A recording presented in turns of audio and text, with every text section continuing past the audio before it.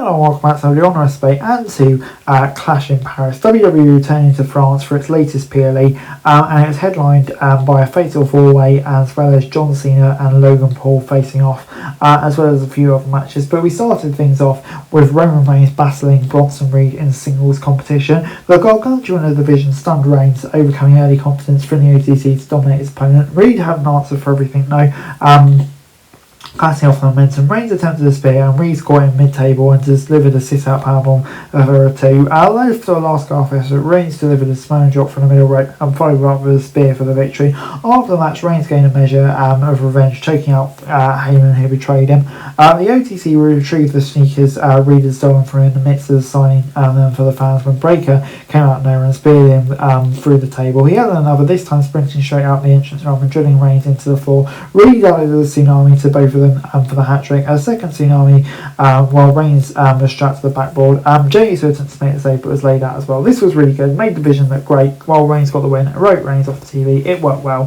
Before we got the Street Profits versus the Wyatt Six, just after they beat Melo and Miz on SmackDown to earn the opportunity. Neither team gained a sustained advantage as we reached trading each other about at different points. Late in the contest, Loomis took out Dawkins at ringside, only for Ford to wipe him out, while Garcia made his way with the trademark sent on. As Ford built momentum, Cross trapped his foot, allowing Uncle Howdy to deliver Sister Abigail on the arena floor. This incapacitated Profit to the Plague and the champions retained. Yeah, pretty decent match. Made sense. There's a kind of a nothing match really.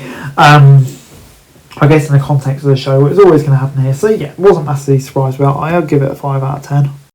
We then got Becky Lynch versus Nikki Bella for the Women's IC title. Weeks of verbal back and forth between these two culminated in this. Lynch gained control early in the set piece of the match against Bella, who might have some room to trust. The babyface fought her way back into the match though and slammed the man's face into the announce table. Back in the ring, she botched a springboard kick, mistiming it and missing it by a mile as a result. Counters and reversal ensued before Bella delivered a Bella Buster on Lynch and onto the ring steps. This was not enough to keep the champion down though, as she recovered, caught Bella with a knee backside and scored the victory. So yeah, I'll give it a 5 out of 10. It was a decent match, but you know, kind of not the pain you'd expect between these two. So yeah, we then got the Donnybrook between Sheamus and Rusev, which kicked off hot with each competitor throwing right and left at the opening bell. However, the Bulgarian Brute earned the upper hand and wasted little time painting the Celtic Warrior's body with bruises and welts. While Sheamus regained control, he tortured his opponent with numerous beats of the battering, including one that was assisted with Shillelagh. Rusev recovered though and resumed his punishment as Sheamus, driving him through a bar and applying the accolade to his opponent. The resilient babyface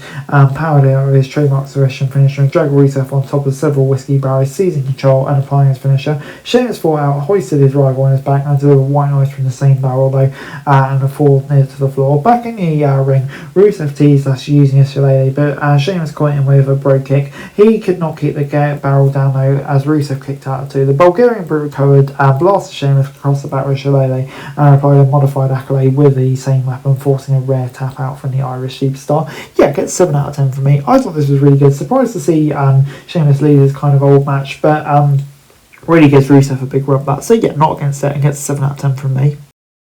We then got John Cena versus Logan Paul, and Paul set the tone early, controlling the bout and basking in the hatred of Paris. He beat Cena down, cut him off at every turn and looked to be en route to a shocking victory. The Unseen 17 fought back though and set up his 5 moves of doom, only for Paul to wriggle free and deliver the zigzag for a 2 count. The YouTuber attacked to the buckshot, but Cena caught him and delivered a flatliner, a la the great Chris Kanyon for 2. Cena added an angel wings, a move synonymous with one of his UPW peers, Christopher Daniels. This move busted Paul's nose, but not his will, as social media still answer with Cena's own trademark move, set for the only babyface current and with an attitude adjustment for a 2. Paul delivered the frog splashes to no avail, and Cena broke out of the Styles Clash and over to long-time rival AJ Styles. Paul tried for a late match crossbody block, but Cena rolled through and delivered an AA. He tried for a second, but Paul wriggled through and blasted his opponent with a right hand. Cena bounced off the ropes and delivered one of his finishes, scoring a win.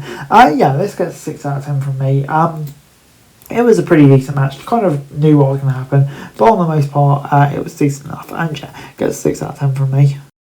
Seth Rollins then defended the world title against Jey Uso, CM Punk and LA Knight in the main event, with Paul Heyman hospitalised, the Vision barred from the arena and seemingly no other support in his corner. He felt ramifications of the odds early as beaten down by all three opportunities. However, a super kick from Uso's poke then put the Visionary away, allowing him to stay in the fight. Rollins took control, focusing on one opponent at a time. Even when Knight managed to set up the blunt force triangle, Uso rocked him with another super kick to cut off his momentum. The action broke down from there, with Knight sending Punk into a crashing table. The Megastar delivered a BFT, and Uso breaking up the pin to keep the match alive. Moments later, Knight laid out Rollins on the French commentary table, but crashed and burned when he attempted a top rope elbow. Back in the ring, Punk's over to go to sleep, only for the champion to deliver a stomp for a near fall. When the heel set up a stomp while Punk's head was trapped inside a steel chair, the challenger moved and delivered a go to sleep. He set up for a second, but as the Sky's Becky Lynch appeared, delivered a low blow. Rollins recovered, delivered a stomp on a steel chair for the win. And yeah, since Becky Lynch has joined the Vision, a crazy ending to the show, and one that's only going to further the Rollins Punk feud. So yeah, this was really good stuff. Gets a 7 out of 10 from me.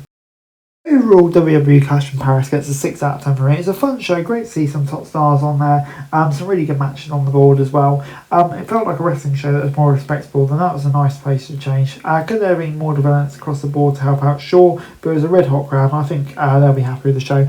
Expecting a lot for WrestlePalooza though, the first show on ESPN. So yeah. Hey guys, that's it for this video. Thanks very much for watching. Remember to like, share, subscribe, follow us on our socials, link in the description below for daily wrestling news, meme and content. Subscribe to our other channels on screen right now, that'd be greatly appreciated. Thanks very much for watching. Peace out.